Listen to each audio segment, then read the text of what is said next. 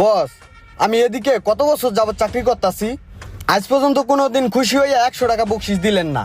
আর ওরা 1000 টাকা আপনি বকশিস দিয়ে দিলেন। বস, আপনার কি মনে হইতেছে না আপনি কোনো দিক থেকে উল্টাপাল্টা করতেছেন? ওই আমার পরিচিত ছিল ঠিক আছে, আমার কাছে কিছু না জিজ্ঞেস করে ওরা চাকরিতে রাখছেন। দ্বিতীয়ত ও যেদিন থেকে চাকরিতে ঢুকছে ওই দিন থেকে আমি ওর ভিতরে গরমিল পাইতেছি। চুপ করো বিল্লাল, তোমার মধ্যে অতিরিক্ত লোভ ঢুকে গেছে, আমি দেখতে পারতাছি তো। ওই কাজ কামে তো কোনো মনোযোগ নাই, একটা গাড়িও তো সেল করতে পারলা না। ও তো ঠিকই 2-3টা গাড়ি সেল করে ফেলাইছে। তুমি কি করো? চিপা চিপা বসে থাকো। ও শোরুমের সব ধরনের সব কাজগুলো বুঝে নিচ্ছে। তুমি তো একটা কাজও নিজের আগ্রহ তো করো না।